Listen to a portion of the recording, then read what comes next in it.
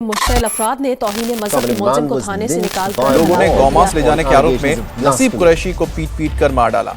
India में रहते हुए आपने मॉब लिंचिंग के बारे में पढ़ा या सुना तो ज़रूर होगा। मॉब लिंचिंग एक तरह का वायलेंस है जिसमें भीड़ बिना मुकदमा चलाए ही सज़ा दे देती है। हमारे मुल्क में जब भी मॉब लिंचिंग के बारे में बात होती है तो उसमें गाय का नाम साथ में लिया जाता है। ऐसा इसलिए क्योंकि मॉब वायलेंस या भीड़ की हिंसा अब मजहब या धर्म के नाम से जुड़ चुकी है। भीड़ की ये अदालत सिर्फ हमारे यहाँ ही नहीं बल्कि हमारे पड़ोसी मुल्क पाकिस्तान में भी पूरे जोरों शोरों से लगती है, क्योंकि दोनों ही तरफ के लोग मजहब की ओवरडोज लेने के शौकीन हैं बिना साइड इफेक्ट्स जाने। रिसेंटली हमने देखा कि पाकिस्तान के फैसलाबाद डिस्ट्रिक्ट के जरानवाला टाउन में एक भीड़ ने क्रिश्चियन कॉलोनी पर हमला बोल दिया। कई चर्चेज में आगजनी की गई और कई घरों को लूटा गया। इस कार्रवाई की वजह कुरान की बेहुरमती की अफवाह बताई जाती है। ब्लास्फेमी का इल्जाम लगाने और भीड़ को बेकाबू करने के लिए पाकिस्तान में इतना काफी है। तो आज की इस वीडियो का फोकस रहेगा पाकिस्तान के एंटी ब्लास्फेमी लॉज। इस पर बात करना इसलिए ज़रूरी है क्योंकि इससे बुनियादी इंसानी हुकूक और माइनॉरिटीज़ का तहफ़्फ़ुज़ मतलब सेफगार्ड जुड़ा है। इस वीडियो में आगे हम देखेंगे कि पाकिस्तान में ब्लास्फेमी का इल्ज़ाम मात्र लगने का क्या अंजाम हो सकता है। ब्लास्फेमी को हिंदी में कहते हैं इश निंदा, यानी ईश्वर के बारे में गलत बात करना। इसका आसान सा मतलब है किसी के मज़हब के बारे में अपवित्र या बेहुरमती वाली बात करना। ब्लास्फेमी की एक पुरानी तारीख है, खासकर अब्राहमिक रिलीजन्स इसको लेकर काफ़ी सीरियस हैं। इसलिए वेस्ट हो या ईस्ट, ब्लास्फेमी को रोकने के लिए हमेशा से कानून बनते रहे हैं। प्यू रिसर्च सेंटर के मुताबिक आज भी 10 में से 4 देशों और रियासतों में ब्लास्फेमी के लिए कानून मौजूद हैं। आइए जानते हैं पाकिस्तान के एंटी ब्लास्फेमी लॉज का बैकग्राउंड। पार्टीशन से पहले का पंजाब हिंदू मुस्लिम पॉलिटिक्स का मैदान था। 1920s में प्रॉफिट मोहम्मद पर एक कॉन्ट्रोवर्शियल किताब लिखी गई। इसके चलते उस किताब के पब्लिशर राजपाल मल्होत्रा को अदालत में ही मार दिया गया। मुस्लिम कम्युनिटी के प्रेशर डालने पर 1927 में ब्रिटिश राज ने hate speech law section 295A enact किया। इसके तहत किसी रिलीजियस कम्युनिटी के लीडर्स या फाउंडर्स की इंसल्ट करना एक क्रिमिनल ऑफेंस करार दिया गया। 1947 में इंडिया और पाकिस्तान आज़ाद हुए।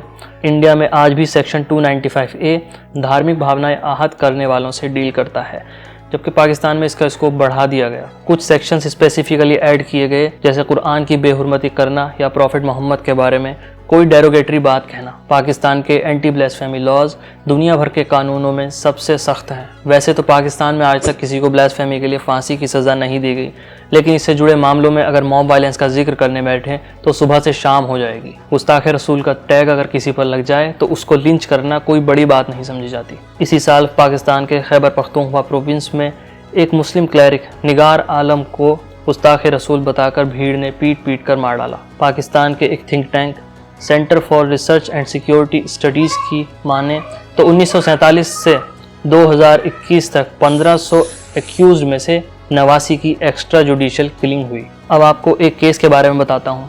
इससे पता लगेगा कि आम पाकिस्तानी सोसाइटी में लोग ब्लास्फेमी को लेकर कितने सीरियस हैं। इस मामले के 3 कैरेक्टर्स हैं, आसिया बीबी, सलमान तासीर और मुमताज़ कादरी। आसिया बीबी एक पाकिस्तानी ईसाई खातून हैं जिनको 2010 में एक कोर्ट ने ब्लास्फेमी के लिए मौत की सज़ा सुना दी, लेकिन 8 साल बाद पाकिस्तान के सुप्रीम कोर्ट ने उनको बरी कर दिया। सलमान तासीर पंजाब सूबे के गवर्नर थे जो पाकिस्तान के ब्लास्फेमी लॉज के खिलाफ खुलकर बोलते थे और आसिया बीबी के बचाव में थे। इसको लेकर उनका बॉडीगार्ड मुमताज़ कादरी इतना नाराज़ हुआ कि उसने सलमान तासीर को कलाशनिकोव से 28 बार गोली मारकर हलाक कर दिया। आयरनी देखिए कि एक गवर्नर की फ्यूनरल प्रेयर के लिए कई क्लरिक्स ने इनकार कर दिया, लेकिन जब मुमताज़ कादरी को फांसी दी गई तो लगभग 1 लाख की भीड़ ने जनाजे में शिरकत की। बाद में मुमताज़ कादरी को शहीद करार देकर मकबरा भी बनाया गया। इससे अंदाज़ा लगाया जा सकता है कि वहाँ की आम जनता ब्लास्फेमी पर कैसे रिएक्ट करती है। लेकिन सवाल ये उठता है कि समाज यहाँ तक आखिर पहुँचा कैसे। जरानवाला में क्रिश्चियंस पर हुए अटैक्स के फौरी तौर पर कई रीजंस हो सकते हैं, जैसे वेस्ट में फैलते इस्लामोफोबिया जिसे कुरान बर्निंग के खिलाफ रिएक्शन, या सोशो इकोनॉमिक फ्रस्ट्रेशन का बाहर आना, या कह लीजिए मजहबी तासुब। लेकिन इस तरह के इंसिडेंट्स पाकिस्तानी सोसाइटी की एक बड़ी प्रॉब्लम की तरफ निशानदेही करते हैं। वो है बढ़ती हुई मजहबी इंतहा पसंदी, इंग्लिश में कहें तो रिलीजियस एक्सट्रीमिज्म, जो कि थोड़ा प्रेजुडिशियल लगता है। हम सब जानते हैं कि पाकिस्तान मज़हब की बुनियाद पर इंडिया से अलग हुआ था। आज भी वहाँ के पावर एलिट्स मतलब ताकत रखने वाले पॉलिटिकल लीडर्स लोगों के रिलीजियस सेंटिमेंट्स को भुनाकर अपनी गद्दी गर्म करते हैं। वैसे ये ट्रेंड हमारे मुल्क में भी आजकल काफ़ी फल फूल रहा है। पाकिस्तान में जनरल ज़ियाउल हक ने अपने मिलिट्री राज को लेजिटिमेसी देने के लिए मतलब सही साबित करने के लिए मुल्क का इस्लामाइजेशन करना शुरू किया। वहाँ के पावर एलिट्स ने सोसाइटी को इस तरह शेप किया है कि जिससे रेडिकल ग्रुप्स को मजबूती मिल जाती है।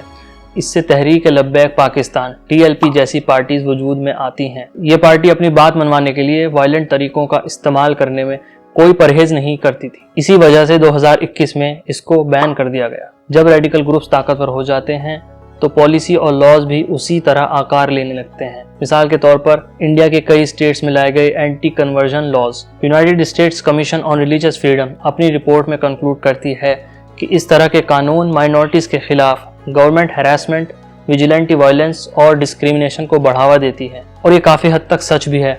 एंटी कन्वर्जन के नाम पर गुंडागर्दी की खबरें अक्सर आती रहती हैं। अब वापस एंटी ब्लास्फेमी लॉज की तरफ आते हैं। अगर इस्लाम में ब्लास्फेमी की बात करें तो कुरान ने वाज़े तौर पर इसकी कोई सज़ा नहीं बयान की। ब्लास्फेमी की जो सख्त सज़ाएं पाकिस्तान में मुकर्रर हैं वो हदीस लिटरेचर की एक सख्त इंटरप्रिटेशन की वजह से हैं। और इंटरप्रिटेशन तभी सख्त होती हैं जब समाज इंतहा पसंद हो जाए, हर चीज़ को एक्सट्रीम में जाकर पसंद करने लगे। ये बात बिल्कुल ठीक है कि किसी की रिलीजियस फीलिंग्स आहत करने से समाज में फसाद फैल सकता है। इससे निपटने के लिए हर जगह कानून मौजूद होता है और ये हर मुल्क और समाज के हिसाब से अलग हो सकता है। लेकिन इतने सख्त कानून बनाकर माइनॉरिटीज़ के खिलाफ एक जुल्म का रास्ता खुल जाता है, वो भी ऐसे समाज में जहाँ लॉ एंड ऑर्डर इतना मजबूत ना हो। साथ ही अपने खुद के मजहब के बारे में बात करने की आज़ादी भी छीन जाती है। एक डेटा के मुताबिक 1987 से 2000 के दरमियान पाकिस्तान में एंटी ब्लास्फेमी लॉ के तहत 1855 लोगों पर केस रजिस्टर किया गया। इसमें 48% खुद मुसलमान थे।